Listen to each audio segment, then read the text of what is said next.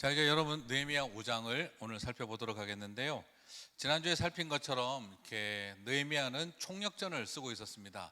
한 손엔 병기를 들고 한 손엔 공사 도구를 들고, 그러면서 정말 온 힘을 다해서 성벽 재건을 하고 외부의 공격, 정말 아라비아 사람들과 그 모압 사람들의 그 공격을 막아내기 위해서 몸부림을 치고 있었죠.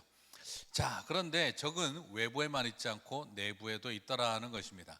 민족 모순만 존재하는 게 아니라 내부에서 계급 모순이 일어나는, 소위 말하는 민족 간의 갈등이 아니라 같은 동족 간의 갈등이 일어나고 있더라 하는 것이죠.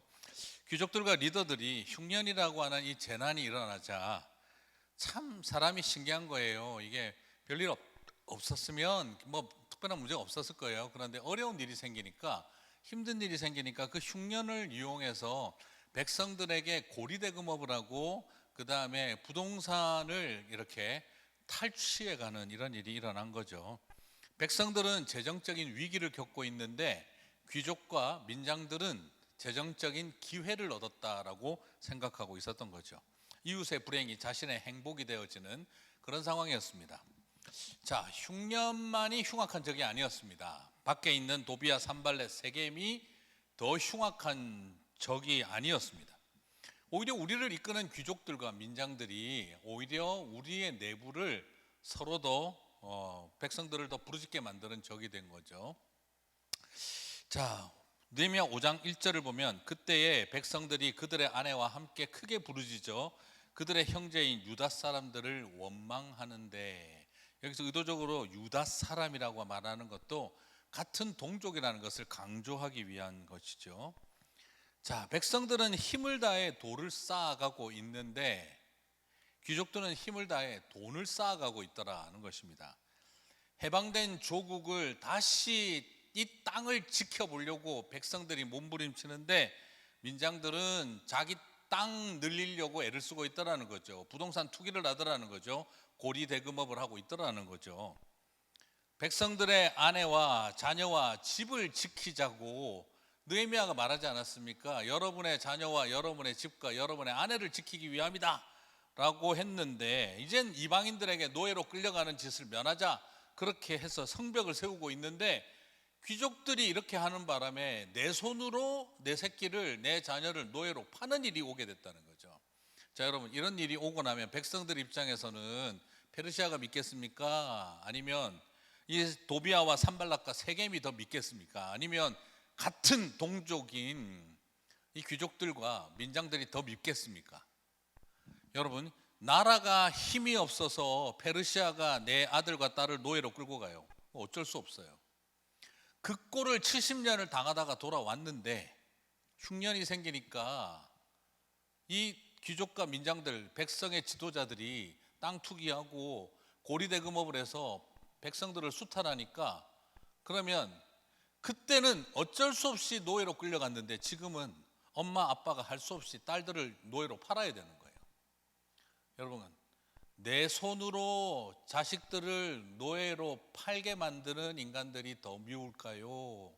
아니면 나라가 망해서 노예로 끌려가는 자식들을 쳐다보고 있는 게 잡아가는 그들이 더 미울까요? 어떤 의미에서는요, 부모들로 하여금 자식 파는 인간들 되게 만드는 같은 동족이 더 밉지 않겠습니까? 자, 여러분, 이것이 싸움이에요. 백성들은요, 이 땅을 살아가면서 이런 고민을 하는 겁니다. 지도자들은 자꾸 나와가지고 조국과 민족을 위해서 말이지, 이렇게 우리 자녀들을 노예로 잡아가는 저 나쁜 것들 뭐 이렇게 이야기를 하고 있는데, 정작 자기들은 우리로 하여금 내가 내 새끼 노예로 팔게 만들게 하고 있다 이거죠.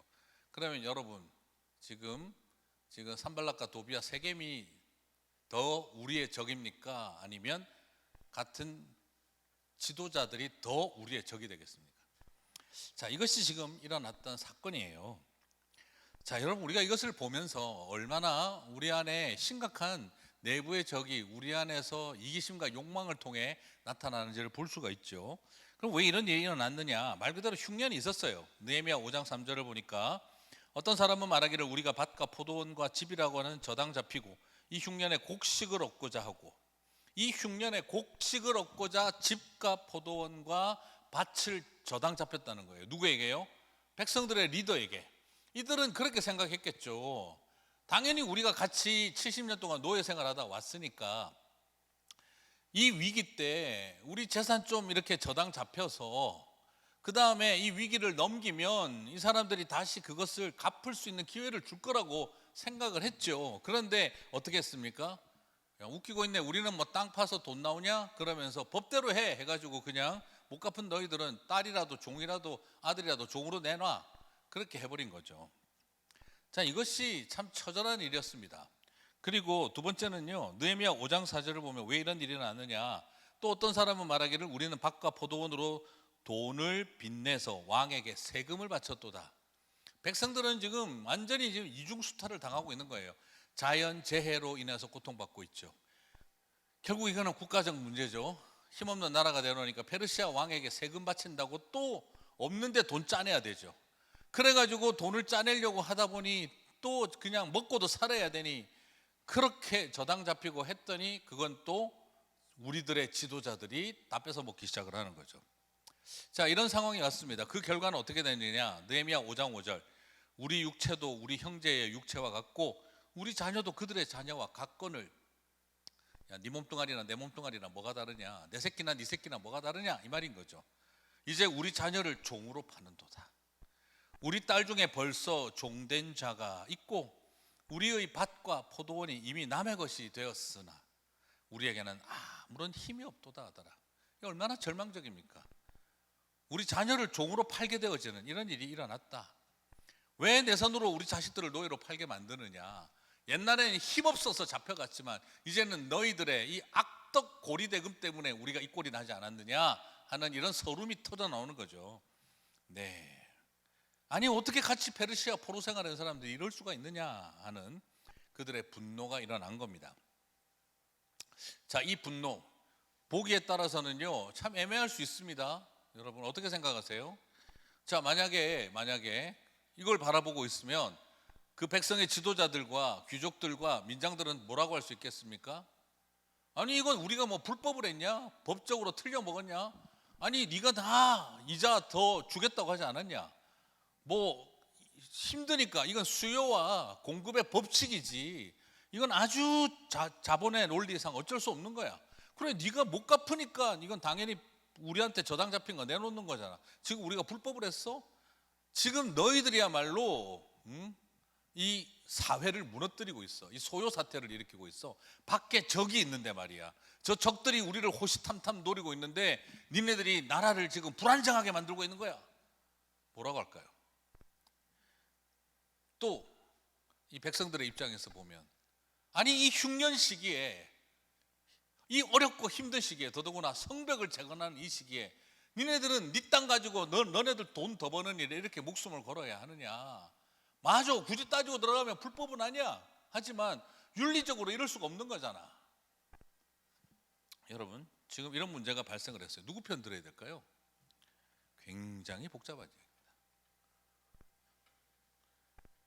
권력가들의 입장에서 보면 민족의 적은 저 소요 사태를 일으키고 아우성치는 데모하는 백성들이고 데모하는 백성들의 입장에서 보면은 저 힘있고 권력 가진 것들이고 저것들은 바깥 사람들이랑 뭐가 다르냐 이런 지금 이야기가 나오고 있는 거죠. 자, 여기에서 서로가 완전히 두동강 날판이 됐습니다. 자, 참 어려운 이야기죠. 우리가 지금 이걸 그냥 성경에 보면 그냥 뭐 쉽게 전설의 고향처럼 봐버릴 수도 있지만 이게 지금 여러분 우리가 겪는 일이라면 이거 어떻게 반응해야 될까요?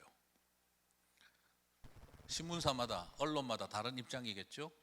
그리고 이것을 대하는 태도들은 다 달라지겠죠. 자, 이들의 분노에 대해서 그러면 느헤미야는 총 지도자는 어떤 태도를 보였을까요? 이게 굉장히 아마 여러분이 완전 느헤미야였다면 한번 생각 한번 해보시죠. 여러분 생각 한번 해볼 때 지금 이 민장들과 귀족들이 사실은 느헤미야에게 가장 강력한 도움을 주는 사람들입니다. 가장 강력하게 도움 주는 사람들이에요. 그렇지 않겠어요? 지금 이 성벽을 재건하는 이 엄청난 건축 사업을 하는데 백성들은 나와서 노동을 제공하고 그러나 그 일에 귀족들과 민장들은 뭘 제공해 줍니까? 그럼요. 당연히 경제적인 지원을 해주겠죠. 도네이션을 하겠죠. 이 일이 모두를 살리는 일이니까. 그렇다고 한다면 여러분 느헤미야 입장에서 그리고 여러분 지난번 성전 성벽 재건할 때 그 분배하던 거 기억나시죠? 예루살렘의 절반을 통치하는 자라. 뭐 어느 지역의 절반을 통치하는 자라. 이런 표현이 계속해서 나왔어요. 네. 그렇다고 한다면 여러분 어떤 종류의 이 사람들은 뭡니까? 느헤미야에게는 필수적인 도움을 주는 사람들이에요. 그런데 지금 이 사람들이 문제가 생긴 겁니다. 백성들하고. 자, 이거 진짜 느헤미야 입장에서도 어려웠을 겁니다. 여러분 옛날 그 브레이브 하트라는 영화 있었죠. 브레이브 하트. 스코틀랜드의 독립을 위해서 멜 깁슨이 칼을 뽑고 싸우는데 수많은 백성들이 브레이브 하트를 가진 그 멜 깁슨의 그 운동을 도와줘요. 그런데 민초들만 데리고 백성들만 데리고 영국이랑 전쟁을 할 수 있습니까? 자기가 가난한 농민의 아들이 자기가 스코틀랜드의 왕이 될 수 있습니까? 안 되잖아요. 그러면 영모밖에 안 되잖아요. 그러니까 그는 귀족들의 도움을 요청합니다. 그리고 왕자의 도움을 요청합니다. 도와달라고, 같이 하자고. 온 백성들이 당신을 따르고 당신을 왕으로 세울 거다 하는데 막판에 가서 어떻게 하죠? 배신 때리잖아요. 그래서 잡혀서 죽지 않습니까? 그걸 보면 사람들은 그런 생각할 수 있어요. 아니 왜 백성들하고 싸우지? 왜 저 귀족들이랑? 불가능해요. 혼자서 할 수가 없었어요. 지금 느헤미야도 바로 그런 상황입니다. 민장들과 귀족들 없으면 이 성벽을 공사를 할 수가 없어요. 이 돈을 누가 대줄 겁니까? 누가 지원해 줄 겁니까? 백성들이 아무리 335로 그냥 십시일반 모아도 그 돈 가지고 하기에는 한계가 있었어요. 그런데 이 일에 느헤미야는 그럼 어떻게 해야 되나? 너도 잘못했고 너도 잘못했으니 우리 모두 잘못했다. 이런 소위 말하는 양비론으로 나가면 모두가 잘못했다는 말은 무슨 말입니까? 아무도 잘못된 사람 없다는 말과 똑같죠. 그렇게 대충 두리뭉실 넘어갈 수 있었을 것 같아요. 왜요? 정치적인 셈법으로 정치적인 유불리를 계산을 하면 지금 내 입장에서는 이 공사 빨리 끝내야 되고 그러면 권력 있고 돈 있는 사람들하고 관계 깨지면 힘들 텐데 하는 그런 복잡한 마음 들었을 겁니다. 하지만 느헤미야는 어떤 태도를 보입니까? 분명하게 분노합니다. 느헤미야 5장 6절 내가 백성의 부르짖음과 이런 말을 듣고 크게 노하였으나 여기서 크게 노하였으나 이 크게 노하였으나는 표현이 어디에 쓰였냐 그러면 산발락과 도비아와 세겜에게 사용했던 크게 노하였다 할 때랑 똑같은 표현입니다. 결국 무슨 말이냐? 외부의 적이나 내부의 적, 내부에서 이런 갈등을 유발하는 사람들은 똑같다라는 거죠. 아니 어떻게 백성의 정치 지도자들이 이자놀이와 고리대금업을 하고 부동산 투기를 하고 이런 일을 할 수가 있는가? 분노했던 거죠. 여러분 권력의 셈을 계산하지 않고 고통받는 백성의 그 분노에 공감하는 일이 느헤미야의 첫 출발입니다. 그러나 그의 분노는 사적 분노가 아니라 공적 분노였습니다.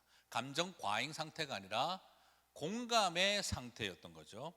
자기를 위한 분노가 아니라 사적 분노가 아니라 백성의 부르짖음에 대한 분노에 함께 공감하는 공적 분노였다라는 겁니다.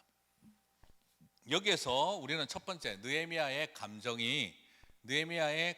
건강한 감정을 바라봅니다. 사적 감정, 분노가 아닌 공적 분노. 그리고 나서 느헤미야는 어떤 태도를 보입니까? 힘있고 돌력 있는 사람들의 죄를 눈 감아주고 백성들의 고통을 외면하는 길을 선택하는 비겁한 지도자. 정치적인 셈법에 빠져서 비겁해지고 사실을 호도하는 그런 모습이 아니라 팩트를 팩트 그대로, 법을 법으로, 그리고 윤리를 윤리로 정확한 태도를 만들어가는 거죠. 근데 느헤미야는 어떻게 하느냐? 그런데 여러분 항상 분노하는 사람들은 공적 분노라 하더라도 올바른 거룩한 분노라 하더라도 그 분노의 감정에 사로잡혀 실수하기 좋죠. 그런데 이게 좀 달랐어요. 자, 여러분 분노는요 어떻게 해야 아름답고 건강한 분노가 될 수 있냐? 말이 이상하지만 여러분 힘을 가진 사람이 힘 없는 사람을 위해서 함께 분노해 줄 때 그 분노는 아름답고 거룩합니다. 힘을 가진 사람이 힘없는 사람을 위해 분노해 줄 때 아름다운 분노가 되고 거룩한 분노가 됩니다. 돈 많은 사람이 돈 없는 사람을 위해 분노해 줄 때 그 분노는 아름답고 거룩한 분노가 됩니다.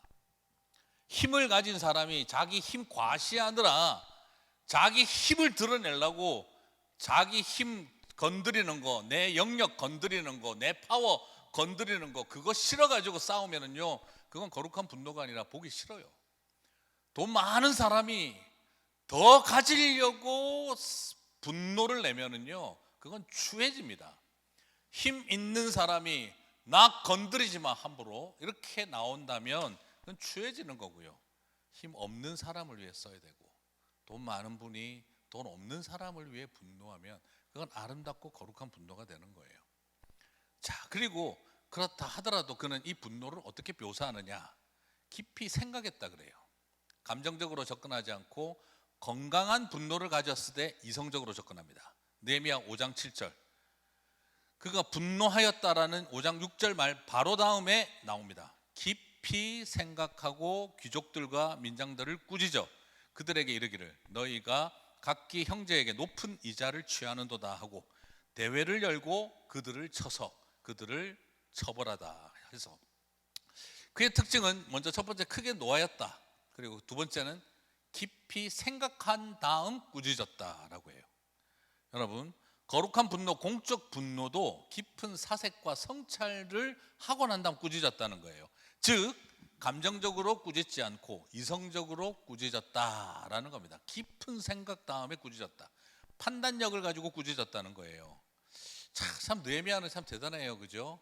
눈물로 금식하며 기도하다가도 왕 앞에서 하나님 앞에 묵도하여 뜻을 구하는, 열정적이면서도 묵도하는 사람, 하나님을 전적으로 의지하지만 사람에게 도움을 구할 줄 아는 사람, 그러면서 동시에 그런 매우 분노하지만 깊이 생각하여 꾸짖는 사람이었다는 거죠. 감정대로 반응하지 않고 깊이 생각해서.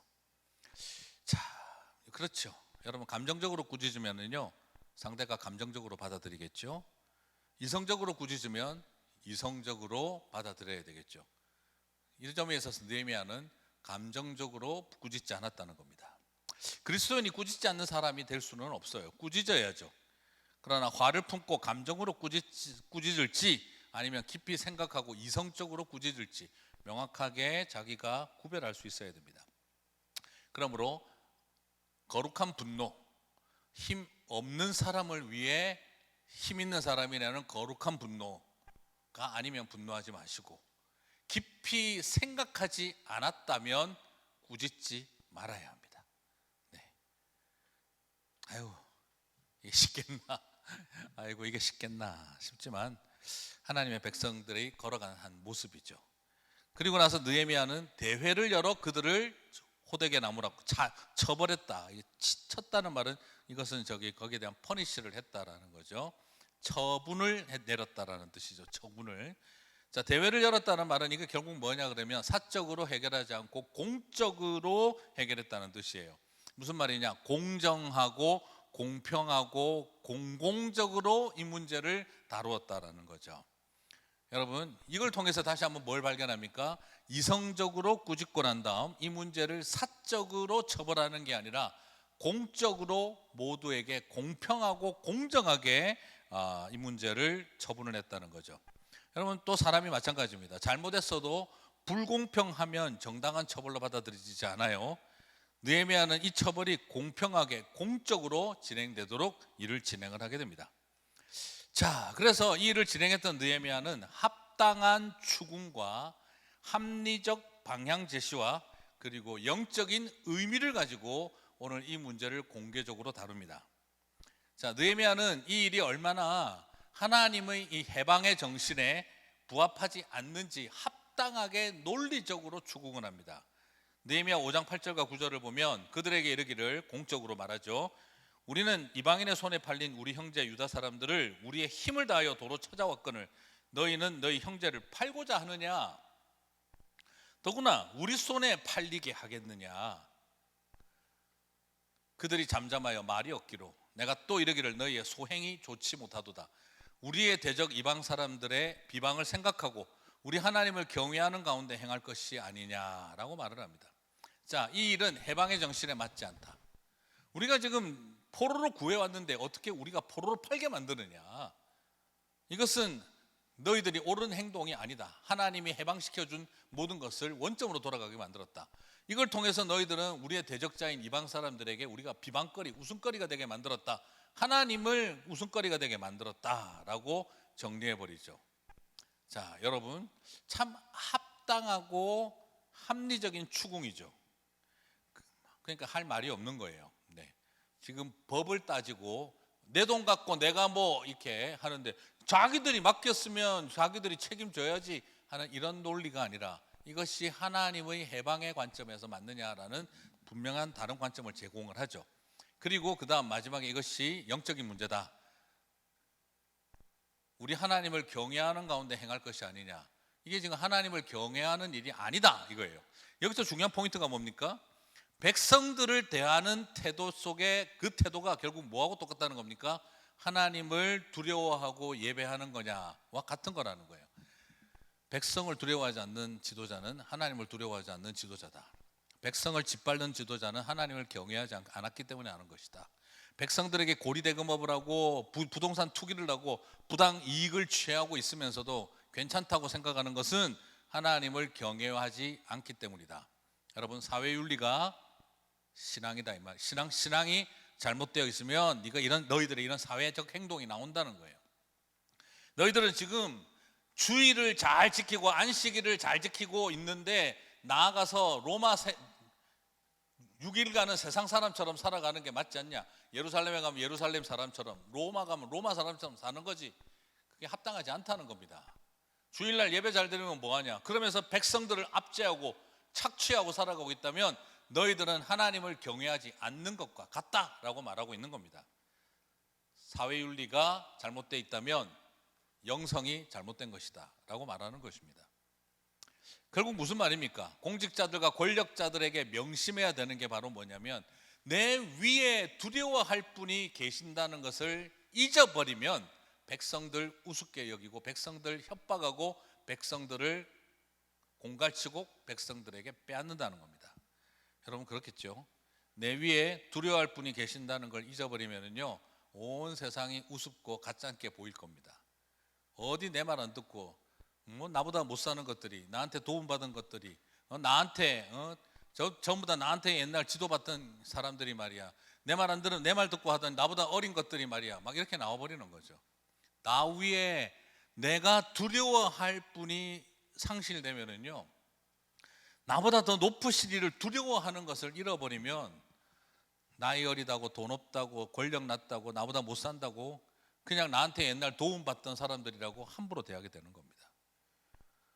지금 느헤미야는 백성들의 민장들과 지도자들에게 지금 그대들은 백성들에게 함부로 대한 게 아니라 하나님을 능멸하고 있다라고 말한 거죠. 그리고 난 다음에 이걸 영적인 문제로 설명을 하고 그리고 나서 합당한 합리적 방향을 제시합니다. 느헤미야 5장 10절 나와 내 형제와 종자들도 역시 돈과 양식을 백성에게 구워 주었거니와 우리가 이제 그 이자 받기를 그치자. Let's 청유형으로 말합니다. 우리 이자 받지 맙시다. 나부터 안 받을게. 이렇게 이야기를 하죠. 자, 청유형을 하고 남들도 같이 하자라고 합니다. 그리고 청유형으로 전달하고 난 다음에 그 다음에 엄중한 명령을 던집니다.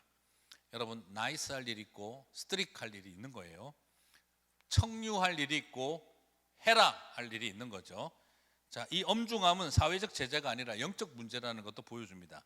느헤미야 5장 11절 12절 그런즉 너희는 그들에게 오늘이라도 그들의 밭과 포도원과 감람원과 집이며 너희가 구워준 돈이나 양식이나 새 포도주나 기름의 100분의 1을 돌려보내라. 다 리턴시켜라.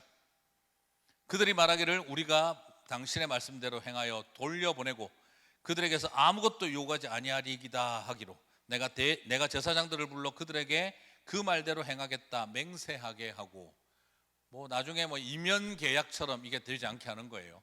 이면 계약처럼 뭐 나중에 정치인들 뭐 정권 바뀌고 시간 이렇게 질질질질 끌다가 나중에 뭐 시간 흘러가면 돈 안 내잖아요, 그죠? 뭐 법원에서 뭐 판정을 하고 얼마 국가 환수하라 그래도 나 돈 없어 이러고 버텨버리면 어떡할 거예요? 근데 이거를 지금 뭐라고 하고 있습니까? 제사장들 앞에서 하나님 앞에서 공정하게 시켜버린 거예요. 와, 대단한 거죠.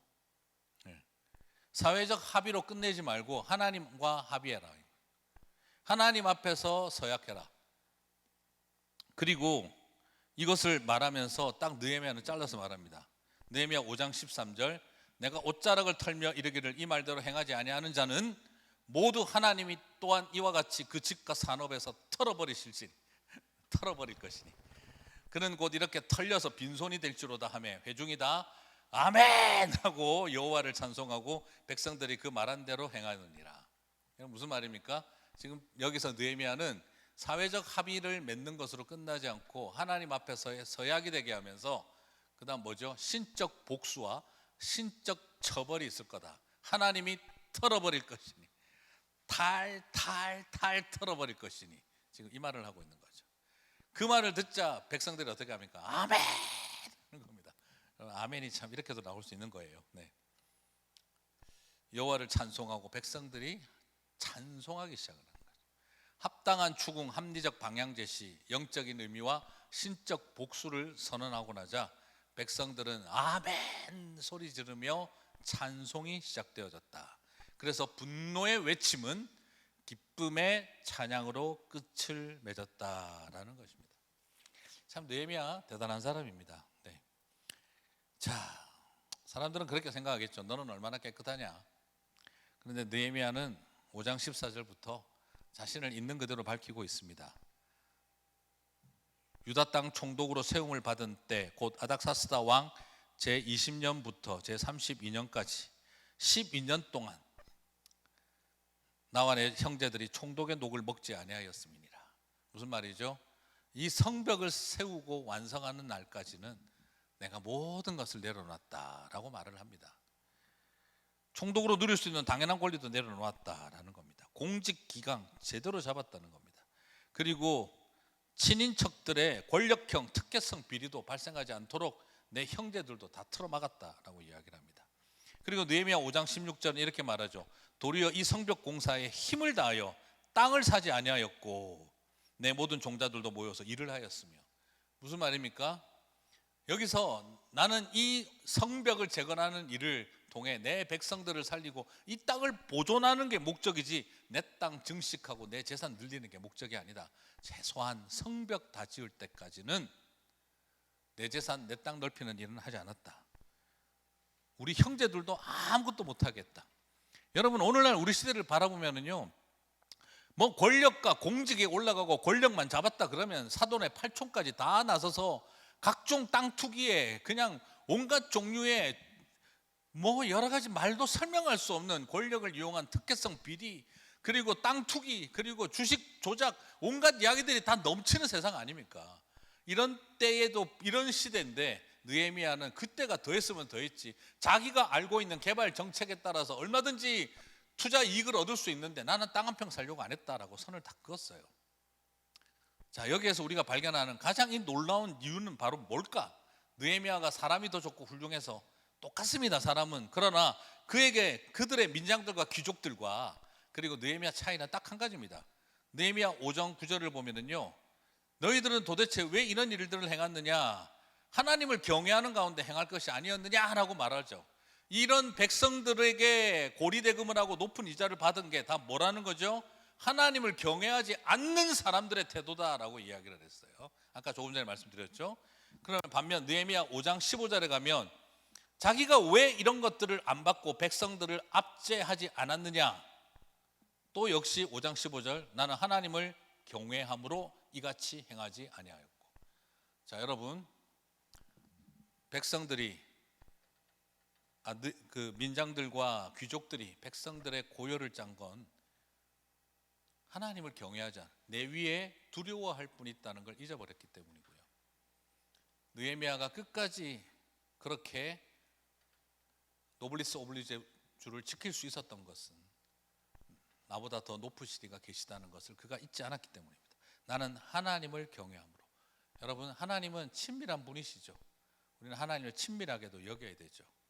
그러나 동시에 하나님을 경외해야 합니다.